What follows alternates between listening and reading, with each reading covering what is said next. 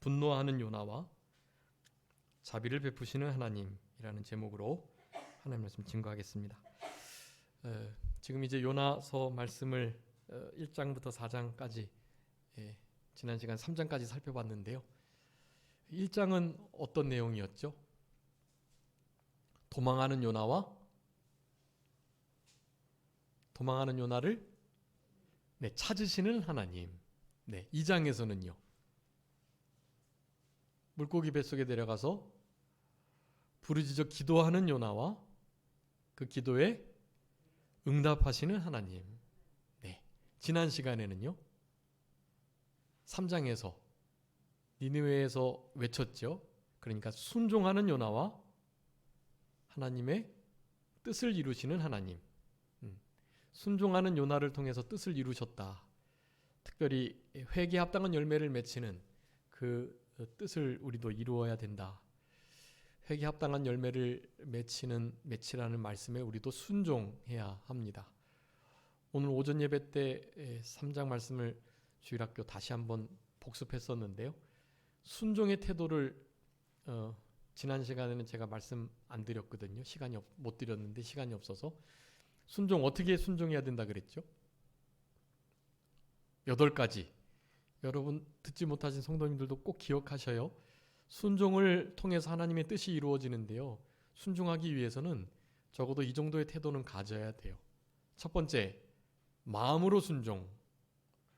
두 번째, 몸으로 순종. 그리고 즉시 순종. 네 번째, 단마음으로 순종. 다섯 번째, 끝까지 순종. 여섯 번째, 최선을 다해서 내가 가진 모든 능력을 다 기울여서 최선을 다해서 순종. 일곱 번째, 그렇게 순종을 함에 있어서 하나님의 말씀대로 순종. 내 뜻대로가 아닌 성경 말씀대로 순종. 그리고 마지막 8번째 순종의 모습이 진실하게 진심으로 순종. 그 진심이 전심으로서 이렇게 최선을 다하는 것에 포함되기도 하지만 조금 더 나누어 가지고요. 아주 진실되게, 그러니까 거짓 없이 신실한 마음으로 그렇게 진심으로 전심으로 진실되고 신실하게 순종해야 될 것에 대해서 말씀드렸습니다. 여러분 중요한 거예요. 단마음으로 순종한다. 즉시 순종한다. 끝까지 순종한다. 성경 말씀대로 순종한다. 그리고 우리의 최선을 다해서 그리고 몸으로 마음으로 실제적으로 순종한다. 진실되게 순종한다. 여러분 성경 말씀을 통해서 혹시 순종의 다른 본이 있으시다면 저의 이 8가지의 순종의 모습에다가 계속 더해 나가세요. 더해 나가셔서 그것을 여러분의 자녀들에게 또 나의 삶 속에 실제로 적용하시고 그렇게 실제적인 순종의 삶을 살아갈 때 하나님의 뜻이 우리들의 순종을 통해서 이루어져 가는 것입니다. 그래서 이제 오늘 마지막 4장입니다. 4장은 근데 그런 물고기 뱃속에까지 내려갔던 요나가 너무나 어이없이 참 안타깝게 분노하는 그런 모습을 보이고 있어요. 그 분노가 아무리 의로운 분노라 할지라도 성내는 것이 하나님의 뜻을 이룰 수 없다는 야고보서의 말씀이 있고 성경은 분명히 그것을 증거하는데도 이 성내는 일을 내가 죽을지언정 내가 성내는 것이 맞다라고 끝까지 주장하는 우리 요나 선지자의 모습을 볼 수 있습니다. 역사가들은 이제 이 요나 선지자가 오늘 본문의 말씀을 끝으로 새롭게 이제 박농쿨의 이제 이 비유의 일들을 들어서 박농쿨을 통해서 이제 깨닫게 하셨잖아요. 그래서 새롭게 깨달아서 이제 진짜 좋은 그런 선지자가 됐다라는 그런 후사가 있다고 해요. 근데 뭐 그것은 성경에 나와 있지 않으니까. 어쨌든 여기 본문의 말씀을 딱 끝으로는 요나는 적어도 4장에서 분노하는, 그리고 너무 철없고 이기적이고 겸손치 못하고 그리고 함부로 하나님께 차라리 나를 죽여달라, 내가 이렇게 죽여달라고 말할 정도로까지 성내는 것이 당연히 맞다라고 끝까지 하나님께 함부로 감히 항변하는 그런 모습을 보였습니다. 이럴 수 있나 생각이 들 수 있는데요. 여러분, 우리가 그것을 생각하셔야 돼요. 다른 사람에 비해서 내가 좀 낫다, 그래도 저 사람보단 괜찮지라는 생각이요. 선줄로 생각하는 자는 넘어질까 조심해야 돼요. 결코 비교하시면 안 돼요. 비교. 저 사람보단 낫지. 여러분, 비교하면은 비와 교회에서 뭐 되거나 뭐 된다고 말씀드렸었죠, 예전에. 비교하면 비참해지거나 교만해지거나 둘 중에 하나예요, 딱. 그러니까 결코 비교하시면 안 돼요. 비교해서 하나님 앞에 절대적인, 하나님 말씀 앞에서의 양심적인 그런 판단을 가지셔야지, 누구랑 비교해서 그렇게 여기시면 안 돼요. 여러분, 어떤 일이 있어도 비교하시지 마시기 바랍니다. 비교는 실제적으로 우리 신앙에, 우리의 육체에, 우리의 정서에 정말 해를 끼치는 거예요. 그냥 자기보다 좀 비교해서 우위를 내가 점하면 교만해지는 거고요. 바로 하나님 앞에 낮아지고 겸손해야지, 어떻게 누구보다 좀 괜찮다고 교만해질 수 있어요. 그래. 또 내가 조금 그 사람보다 못하면 자기가 가진 은혜와 복이 얼마나 많은데도 그건 하나도 감사치 않고 너무나 존귀하게 생각하지 않고, 저 사람이 나보다 좀 나은 것 때문에 상대적인 박탈감을 가지고 한없이 비참해지는 거예요. 여러분, 비교는 결코 해서는 안 되는 일이에요. 네. 굳이 비교를 하자면 하나님의 말씀 앞에 자신을 비춰보세요. 하나님 말씀 앞에 자신을 비추고 비교하고 잘 대조해보고 견주어보고 그렇게 하세요. 결코 그 위에 누구에게도 그 무엇에게도 비교하는 일이 없도록 여러분 철저하게 그 마음을 지키셔야 할 것입니다. 요나가 참 한심하잖아요. 어떻게 이렇게 그 물고기 뱃속에서 3일 동안 그렇게 낮아지고도 어떻게 이럴 수 있을까? 그런데 그것이 어떤 시대적 한계일 수 있고요.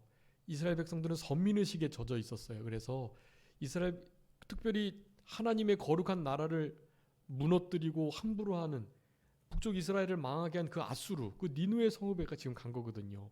아수르 나라의 수도 니느웨 성읍에 지금 간 거예요.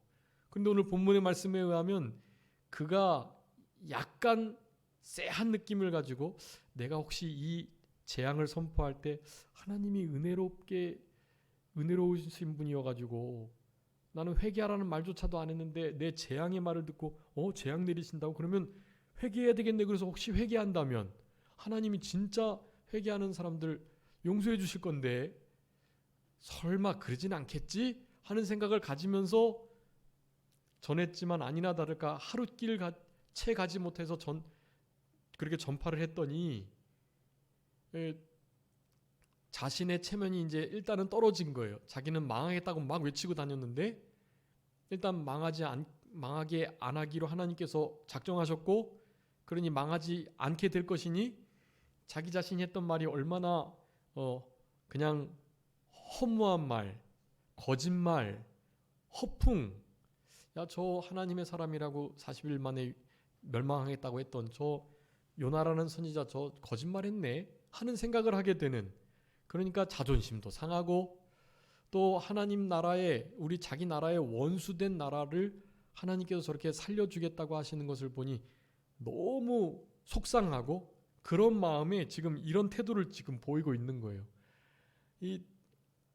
그런데 그것을 우리가 이렇게 이해해야 합니다. 우리도 요나와 같은 입장에 있었다면 그랬을 거야 라는 생각을 하셔야 돼요.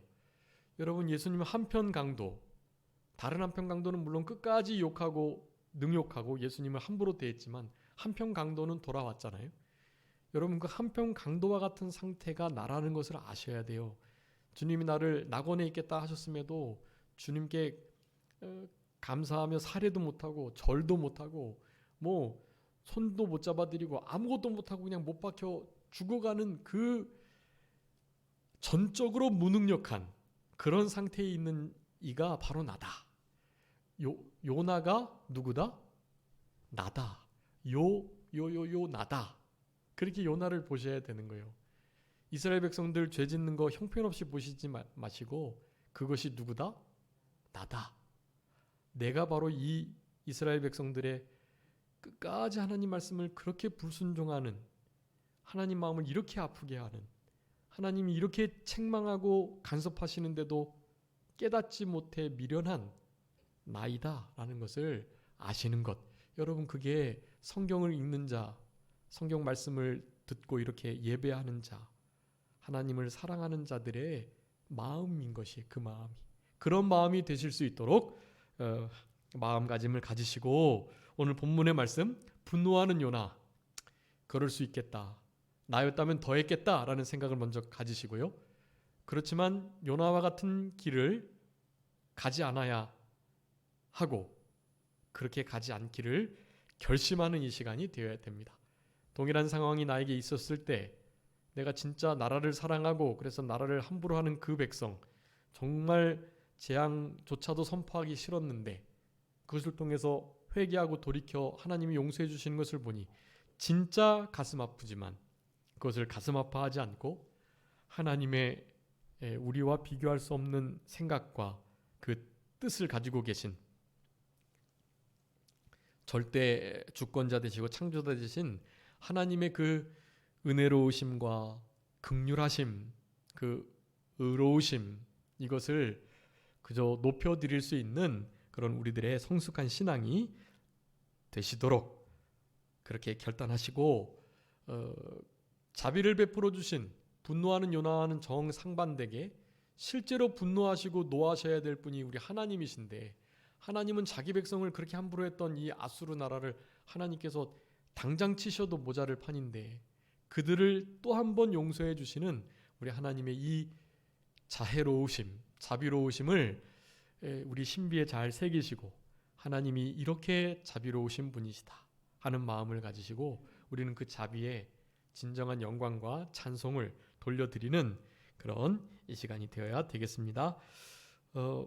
요절 말씀은 9절 말씀인데요. 한번 우리 다 같이 9절 읽어보겠습니다. 9절 시작. 하나님이 요나에게 이르시되 내가 이 박넝쿨로 말미암아 성내는 것이 어찌 옳으냐 하시니 그가 대답하되 내가 성내어 죽기까지 할지라도 옳으니이다 하니라. 아멘. 여러분, 이 요나의 그냥 신앙의 그 밑바닥, 그것을 고스란히 보여주고 있는 말이에요. 사실 이 마음 상태가 내 마음 상태다. 요나는 몰라요.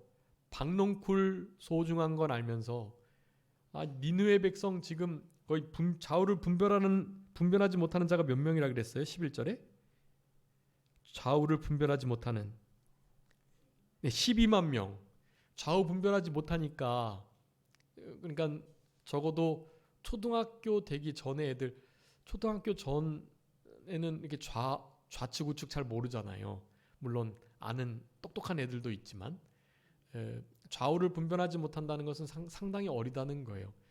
상당히 어린 자녀들이 12만 명이 있다는 것은 그 인구 비례를 계산할 때 보통 어린 아이들의 수에 이제 성인과 또 노인들의 수를 한 5배 정도 많다고 봐요. 그러니까 12만 명에다가 5배 많으니까 전체 인구는 몇 명이라는 거예요? 적어도 60만 명.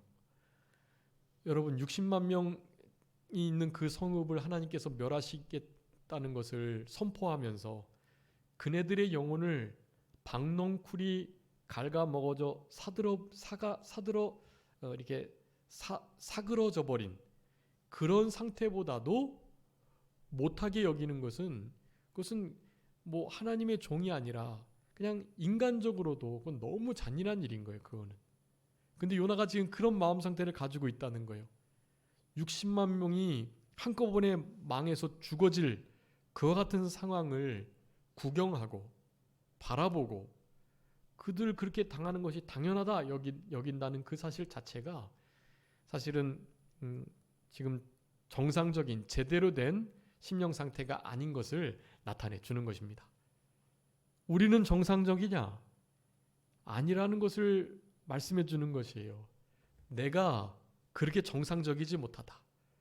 아주 비정상적이고, 제가 아까 시대적 한계를 말씀드렸는데 이스라엘 백성들은 지금 그런 선민 의식에 젖어 있어서 그럴 수밖에 없어요. 근데 우리들은요? 우리들은 얼마나 더 그럴까요? 우리는 선민 사상에다가 또 이 나라가 나름 하나님의 도우심의 역사로 잘 살고 있거든요.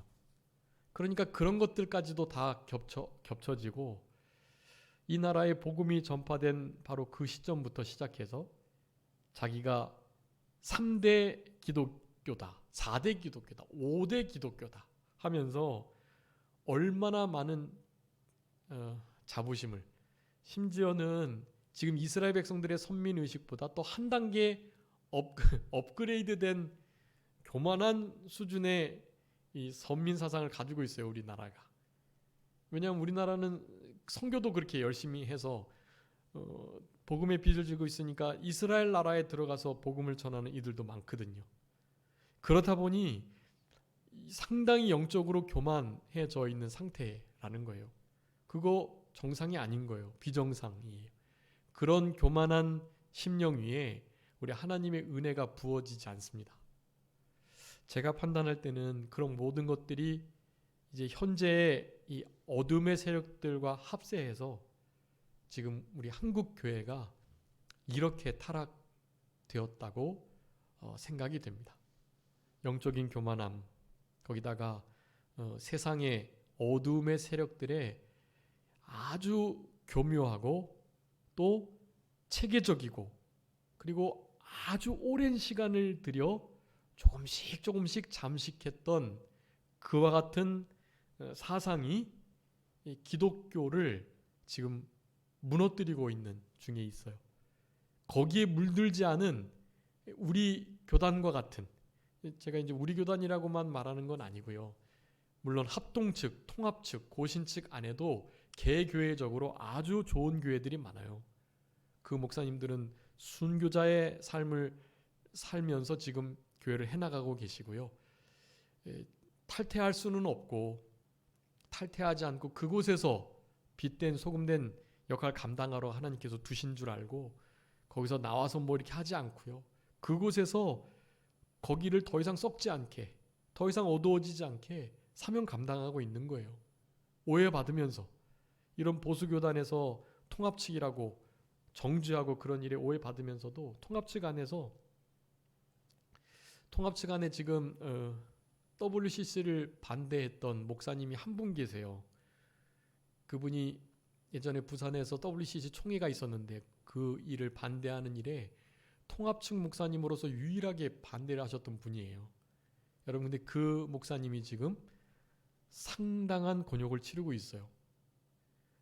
그거 여러분 다른 거 아니, 그걸 다르게 생각하시면 안 되고요. 그거는 영적인 일인데 하나님이 기뻐하시는 일을 하자 지금 현대에 일어나는 양상으로의 핍박을 받고 있는 거예요. 지금 되게 어려워요. 그 교회가 정말 훌륭하고 좋은 분이신데 미디어에 의해서 아주 형편없게 소개가 되고 보도가 되고 비춰져서 지금 뭐 말할 수 없는 고초를 겪고 있으세요. 여러분이 뉴스를 좀 자세히 보시고 그 안에 이면에 숨겨져 있는 영적인 뜻들을 찾으셔야 합니다. 그거를 그냥 무슨 이 세상의 가치관으로 판단하시지 마시고요. 하나님의 눈으로 보셔야 돼요. 그래서 그 부분들을 좀 깨어서 내가 이 세대를 분별할 수 있도록 해달라고 하나님께 좀 기도하시면서 이런 요나와 같은 이런 특권의식에 사로잡힌 교만한 그리고 자기의 체면을 생각하는 이런 신앙을 떠나야만 우리가 제대로 볼 수 있고요. 우리의 눈이 가려지지 않아요. 우리의 마음이 둔해지지 않을 수 있어요. 마음이 둔해지는 것은 생활의 염려 때문인데 누가복음에 이 생활의 염려, 방탕함, 술 취함으로 말미암아서 우리가 마음이 아주 날카롭게 또 깨어서 가끈히 행하며 근신하는 삶을 못 사는 거예요. 그러기에 우리는 생활의 염려, 술 취함과 방탕함 이런 것들을 철저하게 경계하고 이것들이 오늘 오전에 말씀드렸던 벗어버려야 할 것, 얽매이기 쉬운 죄들, 무거운 짐들 그것을 다 의미하는 거예요. 여러분 이런 것들을 날마다 벗어버리시도록 힘을 쓰셔야 되고 그런 이들이 속해 있는 교회, 그런 이들이 속해 있는 교회의 교단, 그들이 그나마 이 마지막 때에 성결함, 거룩함으로 하나님의 남은 뜻을 이루어 드릴 수 있는 그런 남은 자들이다라고 할 수가 있겠습니다. 여러분 우리는 그런 의미에서 우리 교회가, 우리 교단이 남은 자 역할을 감당했으면 참 좋겠고요. 그런데 사실은 그 역할을 이번 우한폐렴 코로나19 때에 잘 못했어요. 도리어 다른 우리가 그동안 그렇게 정죄했던 넓은 길 간다고 했던 그런 타락한 교단, 교회에서 도리어 목숨을 걸고 예배를 드려야 한다는 성명서를 내고 그렇게 하나님의 말씀을 세상의 법보다 더 위에 두는, 여러분 세상의 법이 종교의 자유를 보장하는 거예요. 여러분 그 종교의 자유는 본질적 가치여서 그 어떠한 법으로도 제재할 수 없어요. 우리가 스스로 뭐 그리 한다면은 또 모를까. 세상의 법이 무슨 감염 예방법이라는 이름으로 그게 바로 정치가 교회에 들어온 일인 거예요. 여러분 이런 건 있을 수 없는 일이에요. 이건 북한에서나 중국에서나 있을 일이에요. 이 일은. 근데 그거를 우리는 아무렇지도 않게 받아들여요. 당연하지. 우리가 더 잘해야지. 이런 식으로요. 우리가 스스로 알아서 더 잘하는 것은 모르겠지만 감염 예방법에 의해서 제재를 당하는 것을 가만히 있으면 어떻게 해요? 그건 너무나 잘못한 거예요. 실제로. 저는 하나님 앞에 분명히 우리 교단이 아닌 흔히 우리가 타락했다고 말하는 그 교단에서 한 500여 교회가 그렇게 성명서를 냈었는데 그 교회 연합에서 했던 그것을 하나님이 정말 기뻐하시고 그나마 하나님의 마음을 좀 시원케 했던 그런 사건들이 아닌가 생각이 듭니다. 여러분 우리 교단이 남은 자로서, 남은 교단으로서 그렇게 끝까지 진리의 빛을 세워나가기 위해서는 결코 교만을 버리고 이 요나와 같은 특권의식 이것을 버려야 합니다. 요나는 지금 이 상태에 완전히 갇혀 있어가지고요. 다른 게 전혀 보이질 않는 거예요. 이런 상태에서 마음을 변화시키실 수 있는 유일한 분 우리 성령님밖에 안 계시고요. 성령님께서 이제 이 박농쿨의 예를 들어서 이렇게 좌우분별 못하는 12만 명이나 되는 니느웨 성 건져내는 거 이거 중요한 거 아니냐? 내가 다 창조한 나라고 이들인데 내가 나의 창조물을 가지고 내가 선대한다고 너가 그것을 악하게 보느냐? 라고 말하는 거예요. 이것을 통해서 아마 요나가 깨달았지 않을까 그런 생각을 조심스럽게 해보는 것입니다. 예, 아마 이 박농쿨의 역사로 깨달았을 거예요. 깨닫고 이제 그 후사에 의하면 역사가들은 구약의 아주 중요한 인물이 됐다고 해요. 제가 그것을 잊어버렸는데 이 요나가 중요한 그 구약 시대의 그 인물이었다 그래. 여기서 완전히 자기의 되지 못한 것이 깨지고 교만이 깨지고 이렇게 해가지고 아주 중요한 인물이 됐다고 그래요. 성경에 나오는 것은 아니지만 역사가들에 의하면 그랬다고 하는데요. 그랬으면 좋겠고 그래야 우리도 소망이 되니까요. 이런 요나도 이렇게 변했으니 우리도 변할 수 있다. 그런 생각을 좀 해볼 수 있게 되는 것입니다. 그래서 1절부터 5절까지 보면은 니느웨에 재앙을 내리지 않으신 것에 대해서 요나가 성내고 불평을 하고 있습니다. 여러분 성내고 불평하는 일이 합당치 않죠. 합당하지 않은 일이에요. 종이 뭐 하라는 대로 하는 거죠. 40일 동안 40일 만에 재앙이 내려서 이 성읍이 다 무너지겠다 말하라고 하면 말하는 거고요. 이제 그만 말해라 하면 그만 말하는 거고요. 우리는 그렇게만 하는 거지 거기에 대한 결과 무너졌든지 안 무너졌든지 하나님이 용서를 해주셨든지 혹은 그렇지 않든지 그 부분은 우리가 상관할 게 아니에요. 우리는 그저 하라는 대로 하면 되는 것입니다. 여러분 이게 아주 중요한데요. 우리는요 신앙을 우리 주관을 따라서 하려고 하는 경향이 아주 많아요. 우리 요나와 같이요. 지금 요나의 요 입장에 우리가 머물 때가 아주 많아요. 하나님이 하라고 하면 하고 말라고 하면 말고 또 가라고 하면 가고 서라고 하면 서고 우리는 그냥 그러면 되는데 나머지 결과는 하나님께 맡기고요.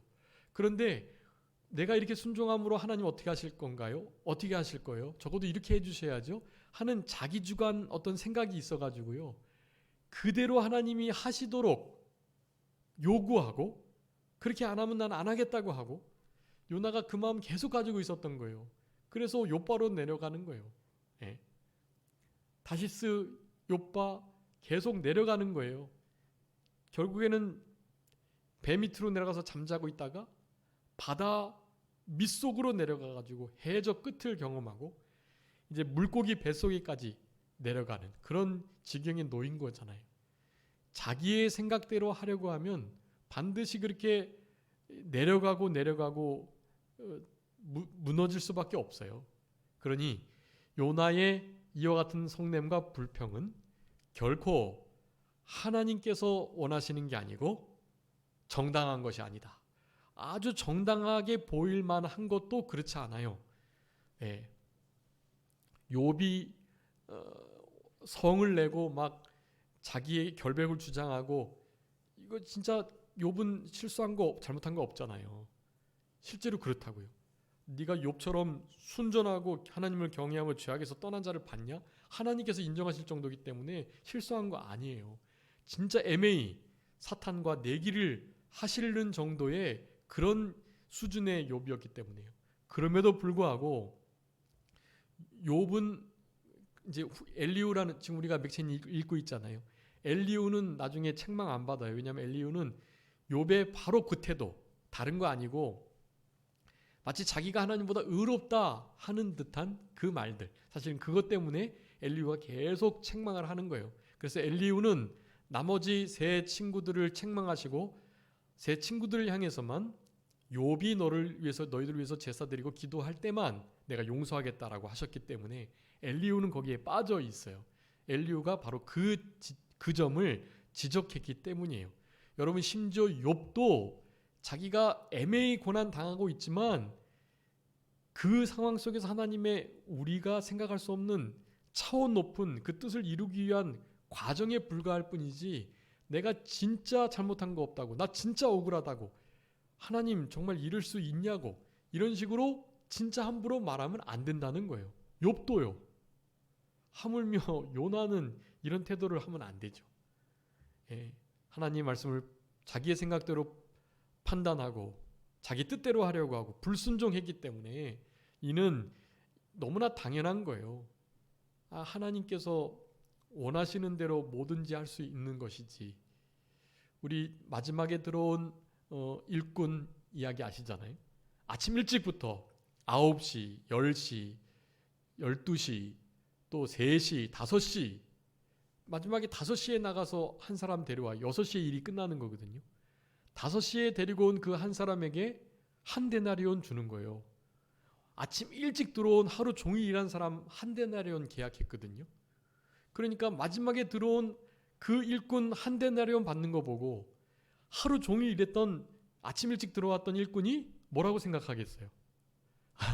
1시간 일한 사람 한 데나리온 받았으니 비록 나하고는 한 데나리온 계약하긴 했지만 나한테도 당연히 인센티브가 있겠지. 저 사람 1시간 일했는데 한 데나리온이니 나는 적어도 12시간 이상 일했으니까 뭐 2데나리온쯤은 주겠지 하는 생각을 가진 거예요. 여러분 그 생각이 합당해요? 안 합당해요? 결코 안 합당한 거예요. 그거는 물론 상대적으로 좀 손해보는 듯한 느낌은 있겠죠. 그런데 그가 양심을 쓰면 그렇지 않아요. 1시간 남겨두고 들어온 그 일꾼은 어땠을까요? 그 1시간 동안 주인이 보든지 안 보든지 나를 써준 거 그거 감사해서 얼마 줄지도 몰라요. 한 데나리온 얘기도 안 했어요.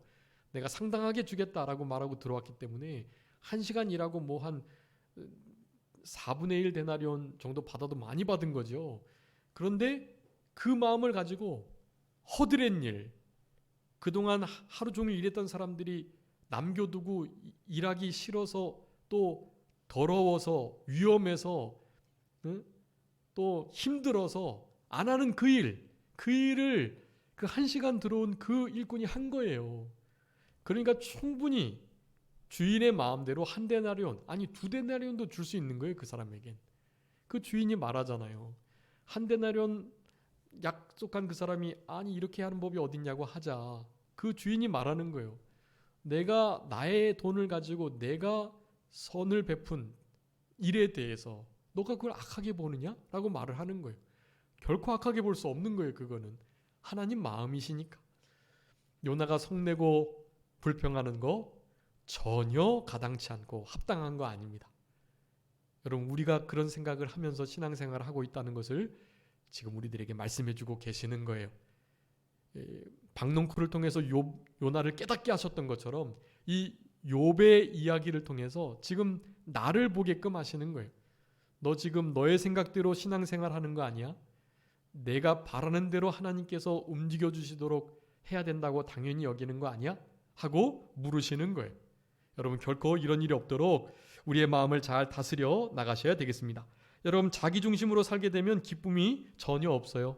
우리는 하나님 중심으로 살 때 기뻐하도록 디자인됐고 만들어졌어요. 우리 심령 속에 하나님으로만 채워질 수 있는 그 기쁨과 참된 즐거움, 만족이 있거든요. 믿지 않는 사람들은 그게 없어요. 그래서 아무리 잘 살고 뛰어나고 명예로운 이 땅에서 많은 공을 세우고 아주 존경을 받는 어떠한 사람이라 할지라도 믿지 않으면 그 사람의 삶 속에는 진짜 참된 기쁨, 그 영원한 즐거움이 없어요. 만족이 없어요. 주님으로만 채워질 수 있기 때문에 그것을 지금 놓치게 됩니다. 자기 중심의 신앙생활을 하게 되면 그것을 놓치게 된다는 것을 말해주고 계세요. 요나가 성낼 때 심령의 평강, 낙원이 깨진 거잖아요. 그렇게 되더라도 일단은 내 심령 천국 깨지지 않고 하나님, 나는 하나님이 이렇게 해주시려고 이렇게 해주실 줄 알았는데 이렇게까지 하시니 하나님은 정말 위대하시고 은혜로우시네요. 뭐 이 정도 반응은 또 모를까. 성내고 막 차라리 나를 죽여주시지 뭘 나를 이런 일을 시키셔가지고는 쓸데없이 망한다고만 말했는데 망하지도 않고 이게 뭐냐고 이런 식으로 성내거나 불평하는 것은 정말 맞지 않은 일이에요. 그 일을 조심하라 라는 것을 말하면서 무엇보다도 그 일을 하게 되면 내가 손해보니까 내 신앙에 내 마음의 평강이 깨지니까 하나님께서 그리하시지 않으시도록 말씀하는 것이에요. 여러분, 중요합니다. 하나님께서 자기에게 베푸신 은혜를 잊어버리고 자기 중심으로 신앙생활, 사회생활하게 될 때 결코 심령의 천국이 깨지게 되므로 요나와 같은 실수를 할 수밖에 없다라는 것을 우리가 알아야 되겠습니다. 우리는 그저 요한복음 3장 30절에 있는 것처럼 우리 세례 요한의 고백인데요. 그리스도라는 오해를 받을 때 했던 말이에요. 그는 흥해야 되겠고 나는 쇠해야 되겠다는 거예요. 그도 흥하고 나도 흥하고가 아니고요. 요즘에는 다 그렇게 생각해요. 아니, 그는 좀 못 흥해도 나만 흥하면 된다. 이런 생각을 가졌어요. 믿음 생활하면서도. 하나님의 영광과 또 하나님의 나라는 어찌 되든지 일단 내가 복받고 잘 살고 건강하고 괜찮으면 되지 하는 마음을 가져요. 그것은 진짜 신자 아니라고 생각합니다. 진짜 신자는 딱 세례 요한의 같은 마음이에요. 나는 그저 쇠해지고 낮아지고 정말 아무것도 아닌 자로 오롯이 하나님께만 영광이 되고 하나님만 높아지는 그런 것이 맞다라고 생각하는 자, 여러분 그런 자가 진짜 하나님의 백성이라고 할 수가 있겠습니다. 두 번째 6절부터 9절까지는요. 하나님이 예비하신 박넝쿨을 인해서 기뻐하는 우리 요나의 모습을 봅니다. 근데 결국에는 또 다시 성을 내지요. 그 박넝쿨이 없어 말라 비틀어져 버림으로 말미암아 그렇게 되는 거예요. 여러분 여기 박넝쿨을 준비하셨다가 또 벌레도 준비해 주시죠. 그래서 벌레를 통해서 박넝쿨을 없애세요. 그리고 뜨거운 돌풍이 불어가지고 동풍, 이거는 아주 지중해로부터 오는 진짜 견딜 수 없는 아주 뜨거운 바람이거든요. 그러니까 벌레도 죽고 뭐 식물도 죽고 이 박넝쿨 다 그냥 사그라져 버리는 거예요. 그런 일들을 하나님께서 운행하십니다. 우리 하나님은 창조주시고요. 하나님께서 세상 만물, 자연 원리, 또 인간의 생사화복, 온 우주 만물과 천체를 다 주관하고 운행하세요. 여러분 우리 하나님이 정말 위대하신 분이세요. 우리 성도님들께서 알고 계신 최고의 권력자가 누구신지요 혹시? 저는 장위에 있을 때 그 장유 김해의 국회의원 조금 알았었어요. 최철구 국회의원이라고. 네. 뭐 잘하는 것도 아니고요. 비서관을 통해서 책 이렇게 목사님 이렇게 받는 것 때문에 잠깐 얘기 나누고, 그래서 조금 얘기 나누면서 이제 송전도사입니다 했더니 열심히 하시라고 뭐 이런 식으로 믿음이 좋은 국회의원이었어요. 제가 알고 있는 최고로 높았던 분 같아요. 여러분은 누구이신가요? 여러분이 알고 있는 최고의 권력자. 지금 여러 가지 구청의 일들이 있는데 좀 이를테면 우리 주차장 없으니까 요 법원에서 이렇게 좀 주차장을 좀 열어준다거나 주일날 그런 것은 법원장이나 구청장 뭐 알면은 참 쉽게 풀릴 건데 그런 인맥이 없네요. 인맥이. 시편 146편에 관리들, 고관들, 사람을 뭐 하지 마라? 의지하지 마라. 그들의 호흡은 그저 한순간이고 하나님께서 거두어가시면 그 사람의 도움 아무것도 아니다. 오직 야곱의 하나님으로 너의 도움을 삼는 자가 복 있다. 그렇게 말하잖아요.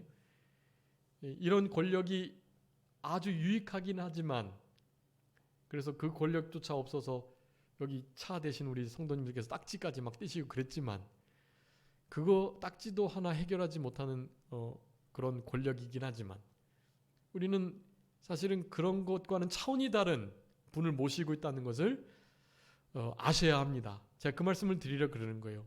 여러분 우리 지금 대통령, 무슨 장차관, 각 기관의 기관장들 정말 난다긴다 권력을, 그것도 물론 한국에서 정도지만 한국에서 부리고 있지만 그 권력이 막강해 보이고 실제적으로 큰 도움이 되고 여러 가지 모양으로 유익을 끼치고 할 수 있지만 여러분 그들과는 비교할 수조차 없는, 비교 대상에 아예 될 수 없는 진짜 권력자, 창조자, 구원자, 심판자, 절대 주관자, 섭리, 다스리는 자, 통치자, 그분이 누구셔요? 우리 아버지 하나님이세요. 여러분 그것을 믿으시고 이런 자질구레한 일은 이제 사람의 역량을 따라서 하나님이 해결하도록 보통 두시고요. 진짜 큰 일은 그 하나님께 도움을 구하면 하나님이 어떻게 할까요? 일하세요. 역사하시고 도와주세요. 그러면 우리 인간이 하는 것보다 몇 배로 빠르게, 몇 배로 확실하게, 몇 배로 분명하게 일을 해결해 주실 수 있는 분이 우리 하나님이십니다. 우리 하나님은 여러 가지 환경을 다 동원해서 우리에게 교훈을 주세요. 박넝쿨을 통해서 기쁨을 주셨지만 벌레를 통해서 박넝쿨을 먹게 하고 동풍을 불어서 완전히 말라버리게 하는 이런 일련의 모든 과정을 통해서 욥을 계속해서 깨닫게 하시는 거예요. 근데 욥은 결국 못 깨달아요. 그래서 그렇게 한 이후에도 전과 같이 동일한 말을 하는 거예요. 여전히 내가 잘했다. 여전히 내가 하려고 했던 일이 맞다. 하나님께서는 영 지금 일을 잘못하고 계신다. 내가 하나님이라면 그렇게 안 했을 거야 라는 생각을 가지고 모든 판단을 지금 하고 있는 거예요. 여러분 이런 우리들이 되지 않도록 우리의 마음을 잘 지켜 나가야 되겠습니다. 10절부터 11절까지 하나님이 얼마나 자비하시고 불쌍히 여기시는 하나님이신가를 나타내 주고 계십니다. 우리가 받은 은혜 생각하며 우리는 원수까지도 사랑하고 그 원수들을 좀 건져달라는, 원수를 구해달라는, 요나의 입장에서 그렇게 외치고 난 다음에요, 어떻게 될까 구경하는 것이 아니라 하나님 앞에 외치라는 말은 들었지만 가까운 사이에게 회개를 말하고, 내가 지금 하나님이 멸망시킨다고 해서 말은 하고 있지만 하나님은 돌이키시면 악한 자들도 죽이시지 않으시도록, 악한 자가 죽는 것을 기뻐하시지 않는 하나님이시. 에스겔 33장 11절의 말씀이에요. 악한 자가 죽는 것을 하나님이 기뻐하지 않는다. 심지어 악한 자도 회개하고 돌이켜서 구원받기에 이르기를 원하시는 하나님이신 거예요. 그러니까 아무리 니느웨가 하나님의 원수 나라이긴 하지만, 이스라엘 백성이 원수이기도 하지만 그 나라 멸망받을 거야 외쳐라고 말해도, 그 말을 하면서도 그들의 영혼들을 사랑해서, 그래도 우리 하나님은 또한 자비의 하나님이시기에 공의의 하나님이기 때문에 너희들 회개 안 하면 정말 망하는데 만약에 회개하지 그러면 용서해 주실 거야. 그러니까 제발 회개해 라는 말을 사실은 했어야 된다고요, 요나는. 근데 그런 말을 안 한 거예요. 어떻게 되나 보자 하면서 그냥 그들의 멸망을 끝까지 보수하고 지켜보려는 우리 요나의 마음가짐이었습니다. 여러분, 이런 마음 누구 마음이요? 내 마음. 내 마음. 원수가 넘어지는 거 잘됐다, 고소하다 생각하고 당연한 일이지, 당연히 그렇게 돼야지 하는 생각을 갖는 거. 여러분, 이거 하나님이 안 기뻐하시는 거예요. 여러분, 우리가 맡겨야 될 것들이 여러 가지가 있다고 말씀드렸는데 우리의 길, 행사, 우리의 염려 다 맡겨야 돼요. 그리고 우리의 영혼까지도 주님께 맡겨야 돼요. 우리 예수님도 영혼 나중에 맡기셨죠, 하나님께. 그런데 또 우리가 맡겨야 할 아주 중요한 게 있어요. 그것은 원수 갚는 것입니다. 여러분, 원수 갚는 것을 누구에게 맡겨요? 하나님께 맡기셔야 돼요.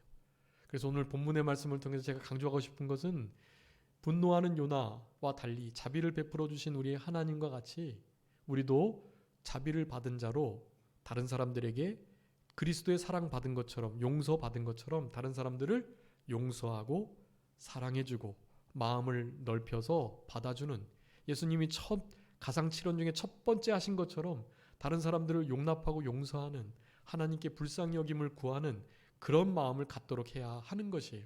그래서 여러분, 실제적으로 제가 이제 몇 가지 말씀드릴 건데요, 그 말씀들을 딱 여러분에게 삼으시고요, 원수라는 단어 나오면요, 뭐 다른 거 생각하지 마시고요, 여러분 안에, 물론 이제 여러분 안에 원수, 자, 일평생 원수가 누구라고 그랬죠? 우리가 항상 자기 자신, 내 자신이 일평생 원수다 그랬잖아요. 그 원수는 사랑하면 안 되고요, 그 원수는 쳐서 복종시키고 십자가에 못 박아야 되는 거고요. 그렇지 않은 바깥에 있는 원수들 있죠. 그 원수들은 우리가 사랑해야만 해요. 근데 그 원수도 따로 있어요. 사탄 마귀는 사랑하는 게 아니에요. 그것들은 우리가 대적해야 돼요. 그렇지만 그 이외의 모든 원수들, 흔히 우리에게 해를 끼치고 손해를 주는 그들까지도 여러분 사랑해야 돼요. 자비를 베풀고 불쌍히 여겨주는 마음을 가져야만 합니다. 여러분, 중요해요. 하나님께서 남에게 베푸시는 은혜에 대해서 그것을 싫어한다거나, 하나님 저렇게 하면 안 되는데 왜 저 사람은 공의를 내리시고 공의로 대하셔야지, 이렇게 사랑해 주셔서 또 봐주시면 어떡하나, 버릇 나빠지게, 이런 생각하면 안 되는 거예요. 요나의 생각이 딱 그랬다는 거예요. 자신이 받은 은혜가 얼마나 큰지를 깨닫지 못할 때 그런 생각을 하게 돼요. 그러니 내가 받은 은혜가 얼마나 큰지를 항상 기억하고 원수를 이제 앞으로 이 말씀과 같이 대하는 우리들이 돼야 되겠습니다. 뭐 가장 핵심적인 말씀은요, 로마서 12장 17절에 한번 읽어봐 주세요. 로마서 12장 17절 21절까지, 로마서 12장 17절부터 21절 여러분 꼭 기억하세요. 또한 가지 얼마가 꺾이었는데 돌 감람나무 로마서 12장 17절, 아무에게도 악을 악으로 갚지 말고 모든 사람 앞에서 선한 일을 도모하라. 살 수 있거든 너희로서는 모든 사람과 더불어 화목하라. 내 사랑하는 자들아 너희가 친히 원수를 갚지 말고 하나님의 진노하심을 맡기라. 기록되었을 때 원수 갚는 것이 내게 있으니 내가 갚으리라고 주께서 말씀하시니라.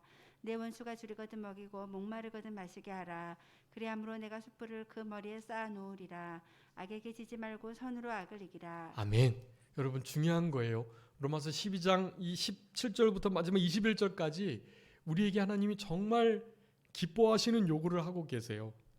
악으로 악을 갚지 마라.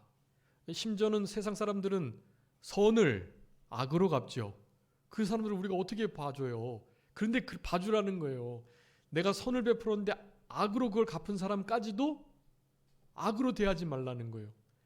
그런 사람들도 다시 한번 선으로 대하라는 거예요. 원수 갚는 건 누구에 맡기고? 하나님께 맡기고. 원수 갚는 것은 주께 있으니까. 하나님, 내가 그거 할 일이야. 내가 할게. 하나님께서 말씀하시는 거예요. 너는 그저 뭐해? 사랑하기만 해. 용서해주고 받아줘.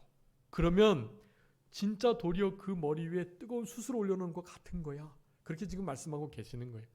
여러분 이런 태도를 우리가 가져야 합니다. 원수가 목마를 때 물을 좀 마시우고, 원수가 헐벗으면 옷을 입혀주고, 원수가 배고플 때 먹을 것을 주고. 여러분 이거 정말 어려운 일이에요.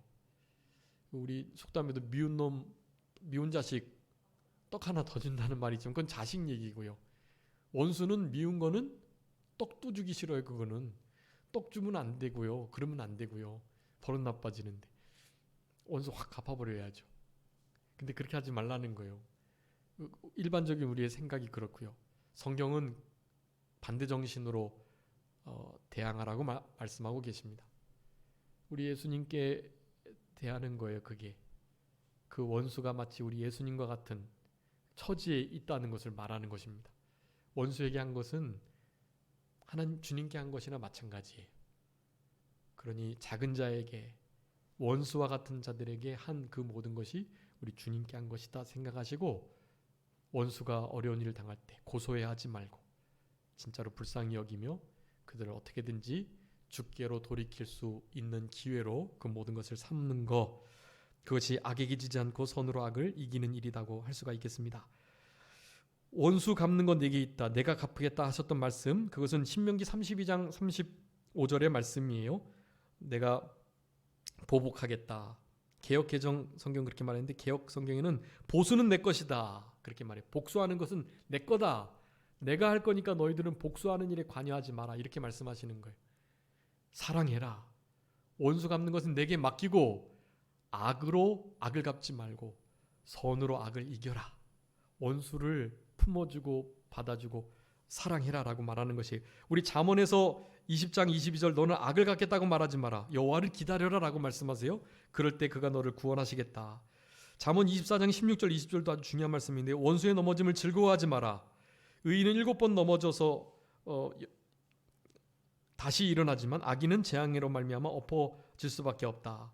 그랬을 때 원수가 넘어지는 거 즐거워하면 그 엎드러짐으로 말미암아 즐거워하는 그것으로 인해서 하나님은 기뻐하시지 않으실 거고, 도리어 그 원수의 넘어짐을 너에게 돌이킬 수 있으니 결코 원수들의 넘어짐과 엎드러짐을 즐거워하지 마라 라고 말씀하세요. 여러분 중요한 말씀이에요. 이런 말씀들을 기억하시면서 이렇게 원수 갚는 일을 주께 맡기는 그런 우리들이 되어야 되겠습니다. 잠언 24장 29절에 너는 내가 행함같이 나도 그에게 행하여 그 행한 대로 갚겠다고 말하지 마라 이렇게 말씀하고 계세요. 원수 갚는 것 철저하게 우리 하나님께 맡긴 우리들이 되어야 되겠습니다. 제가 자주 드리는 말씀, 그 누가복음 6장 27절 28절 원사 미선 저축 모기 네 가지예요. 원사, 원수를 사랑하고, 미선, 미워하는 자를 선대하고, 저축, 저주하는 자를 축복하고, 모기, 모욕하는 자를 위해서 기도하고.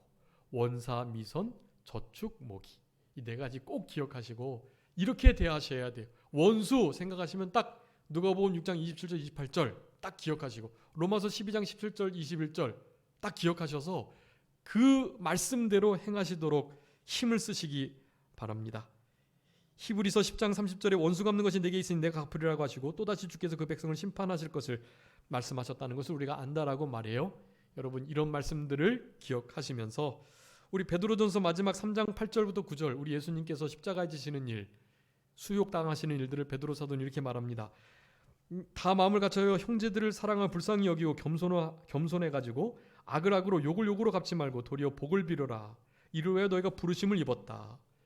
이런 일을 통해서 복을 얻게 된다라고 말해요. 이 일은 바로 예수님의 본을 보고 이렇게 말하는 거예요. 우리 예수님께서 욕을 욕으로 악을 악으로 갚지 않으셨거든요. 도살장으로 끌려가는 양과 같이 소와 같이 그저 묵묵하게 그 모든 저주와 또 모든 능력을, 고통을, 그 잔혹한 그 가혹한 십자가를 받으셨던 것입니다. 여러분, 예수님이 그런 일을 당하셨으니 우리도 그런 일 당하는 것을 마땅하게 여기고 그렇게 하는 자들을 향해서 결코 악으로 갚지 않도록 원수 갚는 것을 주께 맡기는 우리들이 되게 하셔서 되셔서 요나와 같은 불신앙의 모습이 아닌 하나님이 얼마나 자비하신 것을 우리의 삶을 통해서 알아가고 그 자비하심을 우리의 삶을 통해서 조금이나마 드러낼 수 있는 그런 우리들의 남은 생애가 되었으면 좋겠습니다. 자, 기도하겠습니다. 살아계신 우리 아버지 하나님 감사합니다. 우리들에게 요나의 분노함과 하나님의 자비하심에 대해서 요나 4장의 말씀을 통해서 상고할 수 있도록 은혜를 주신 것을 진심으로 감사합니다. 우리가 받은 바 은혜를 기억하지 못할 때 다른 사람들에게 베푸시는 하나님의 은혜를 이상하게 여기고 싫어하고 분내고 차라리 죽여달라고 그런 일은 없어야 될 것이라고 말하는 이런 요나의 불신앙의 자리에 있지 않도록 우리의 마음을 지켜주시고 원수 갚는 것 주께 있사오니 원수를 사랑하고 그 원수를 사랑하는 그 자들에게 주심하고 약속하시는 하나님의 큰 은혜와 영원한 상급을 온전히 받아 누리는 우리들 되게 하여 주시옵소서. 우리들에게 사랑이 부족하오니 성령으로 말미암아 하나님의 사랑이 우리의 심령 가운데 부어질 때 그럴 때 그와 같은 사랑의 계명 순종이 가능하다는 것을 기억하며 늘 성령 충만하고 하나님의 말씀 충만하고 예수 그리스도의 보혈이 충만한 우리들의 그 충만한 삶이 이어질 수 있도록 주님 도와주시고 같이하여 주옵소서. 사순절 기간을 믿음으로 보내게 해 주시고 가상칠언의 말씀을 통해서 우리 예수님을 더욱더 깊이 묵상하고 주님을 닮아가는 복된 사순절 기간이 될 수 있도록 아버지 하나님 도와주시기를 간절히 바라옵고 돌아가는 발걸음도 같이 하시고 이곳에 끝까지 하나님을 예배하는 성숙하고 온전한 신앙을 가진 우리 귀한 하나님의 권속들에게 주님 크신 은혜와 복으로 영육간의 건강함으로 기도의 응답으로 다 갚아주시기를 간절히 바라옵고 감사하오며 예수 그리스도의 이름으로 기도 올리옵나이다. 아멘.